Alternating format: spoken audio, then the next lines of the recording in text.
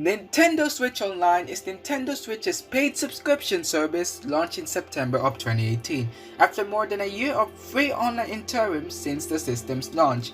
The service includes a bunch of things aside from the privilege to have online play support, such as access to now hundreds of Nintendo Entertainment System and Super NES or its Japanese counterparts Famicom and Super Famicom, save data backup to owning the cloud, full smartphone app access that clearly no one ever used for voice chat, unless if you use Discord, yup, that's what now many people use, and special subscriber only offers like free games like Tetris 99, Pac-Man 99, and the now discontinued recently Super Mario Bros. 35. And aside from that, opportunity to get classic controllers, game trials, and a whole bunch more. And for 3 years, these were the only categorized benefits for the online service, all for $20 a year, with monthly and quarterly options available. And for years, people were hungry for more. That is, until in September of 2021, in a Nintendo Direct, Nintendo announced Nintendo 64 is coming to Nintendo Switch Online. Except that it is going to be an add-on and won't be part of the benefits of the now called standard membership. It's called the Nintendo Switch Online Plus Expansion Pack, the new tier for the online service, which includes everything from the online service plus Nintendo 64 and Sega Genesis/Mega Drive. Yeah, apparently Sega also wants to have their stuff in the service, even if we already have Sega stuff on the Switch beforehand. But back to the service, Nintendo said that the tier will go live in late October, and during that time pricing is unknown, but we know that it will be an add-on for at least a few more bucks on top of the standard membership.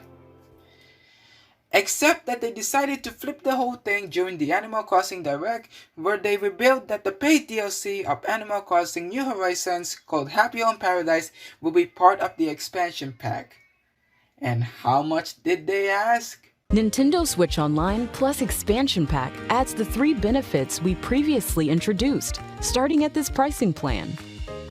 You have got to be kidding. In order to get the expansion pack from October 25th or the 26th in some countries, you have to prepare $50, which is double the amount of the standard membership plus $10.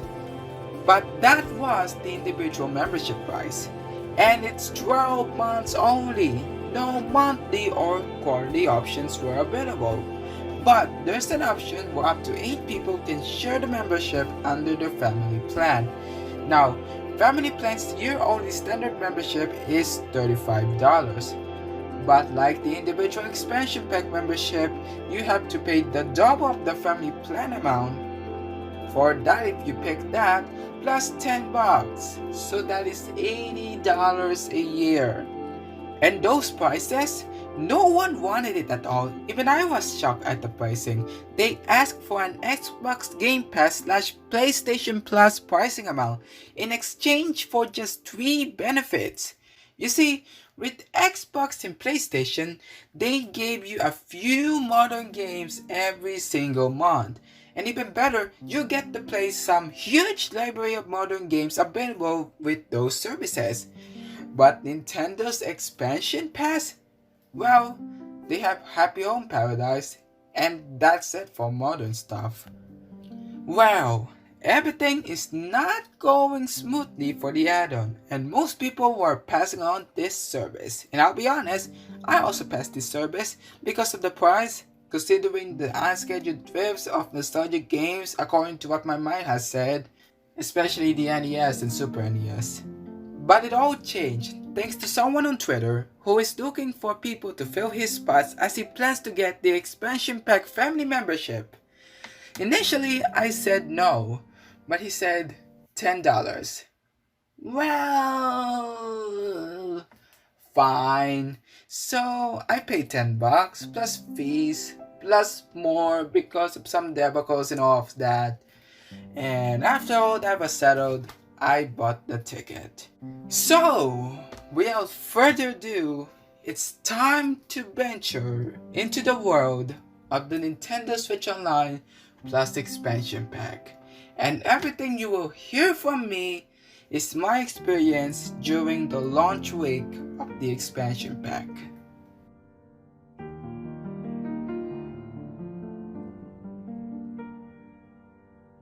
But before we even talk about the actual execution, I need to get this elephant off the room, the games, especially how many were launched in different regions.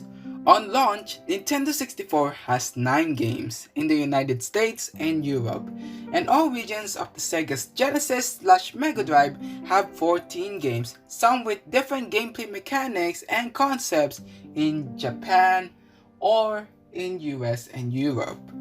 But Japan's N64 app on launch has 8 games. 8! And that is because due to one game, Dr. Mario 64, was a North American only release. Although this game has 2 releases. The first was under the GameCube's Nintendo Puzzle Collection in Japan, and recently in Europe in the Nintendo Switch Online app. So, I do wish Japanese gamers can also get access to this on Nintendo 64, especially the Switch Online. But how do they play? Well, N64 runs well, is of good quality, and are very nice. And sure, there were some emulation issues like texture stuff, but otherwise, it runs well. And as for Genesis, they were alright, almost perfect emulation. I have nothing more to say except very good quality emulation. But that is offline play, one where you can play without the need of an internet connection, as long as you connect for checking before the 7-day grace period of no internet lapse. But what about online play, the main part, since it is Nintendo Switch Online, much like the NES and Super NES. After all, we want to play with other people with some classic games online. Surely it will work, right? Right?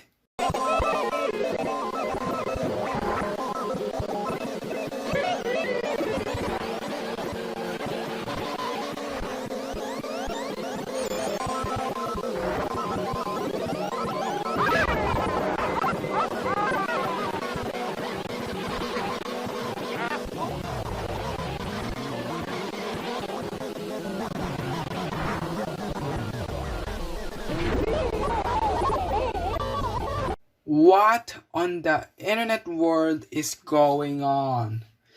Lag is everywhere, to the point where it can be nearly unplayable. Input lag also online can be noticeable. You know, the online infrastructure is a mess, because according to Buildom, it used a decade-old infrastructure since the Wii U and 3DS years. Oh, yeah, I know about the new infrastructure, yet they use it on one game so far, and it's a third-party game about hunting and slaying some monsters made by Capcom. And by the way, it is a good game. I recommend you get it. And I played it a lot after the first Monster Hunter game I played, which is Generations Ultimate. And yes, I'm talking about Monster Hunter Rise. And yes, this is not part of the script, but who cares? I'm just going to press on alongside with the other things, some ad-libs, some... Okay, let's go back to the script.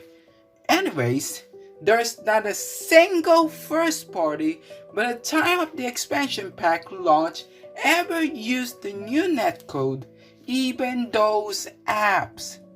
And that was for my Nintendo 64 app, based on my experience. Because for Sega Genesis or Mega Drive in Europe and in Japan, they were alright.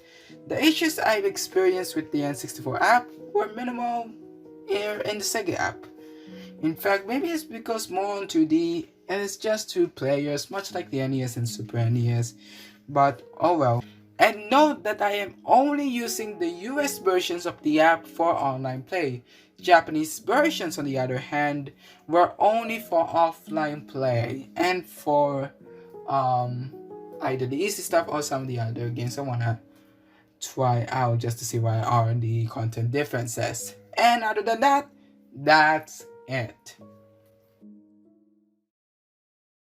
Oh, and here's a bonus issue that, for whatever reason, I need to talk about it. Button mapping.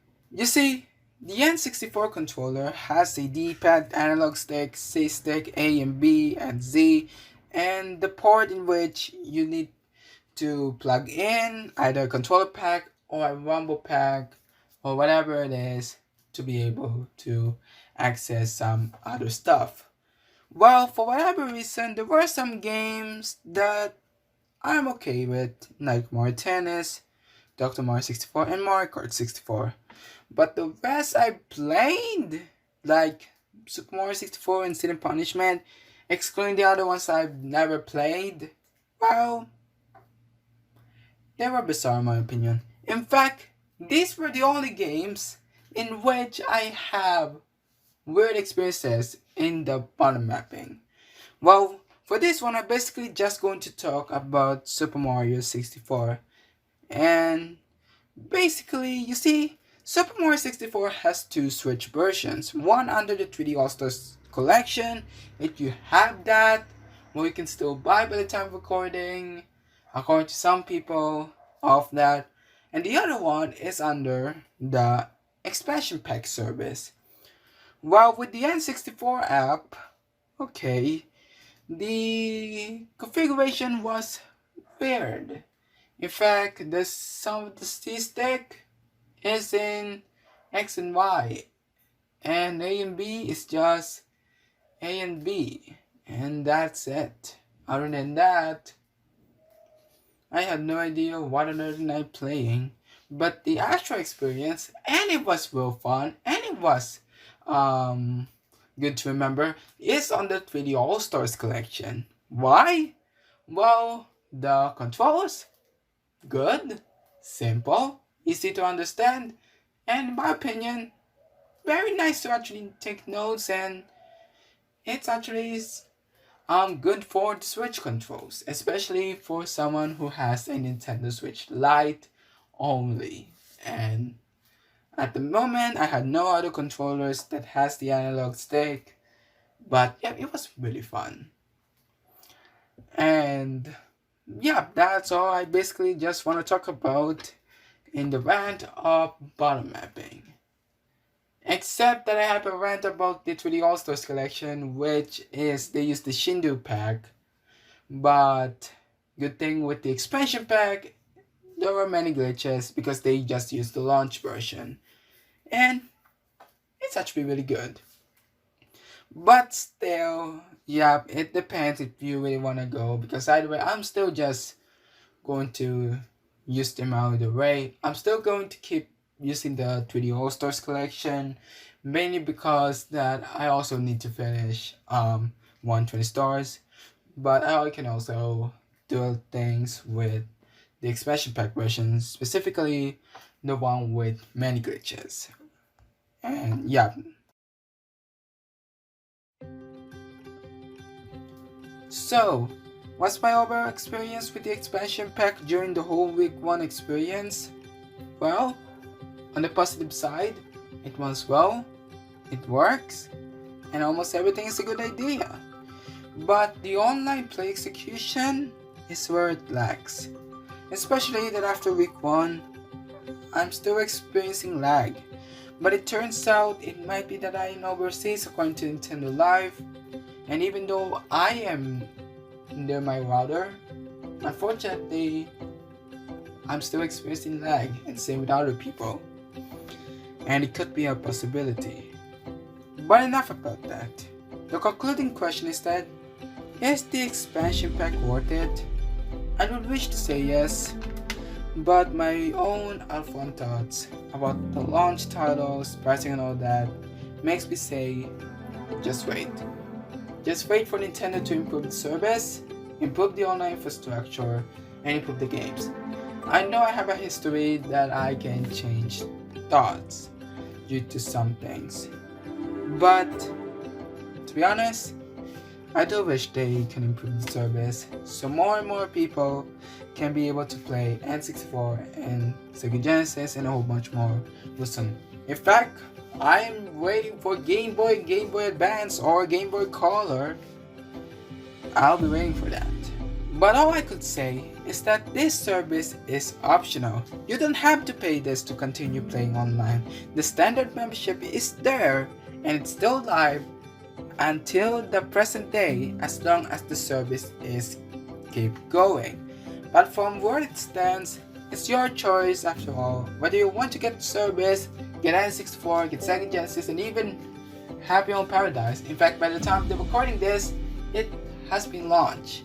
So you can get it if you're into retro or wanna model it, although from what I understand you can only keep it for a year. Plus you have the limited ability for the whole 7 days grace period, much like the N64, Sega Genesis, NES, SNES and all of that. Yup. But permanently you can keep it forever and all of that, and you can still use the standard membership in case you want to do online with that DLC. But other than that, I want to thank you all for listening.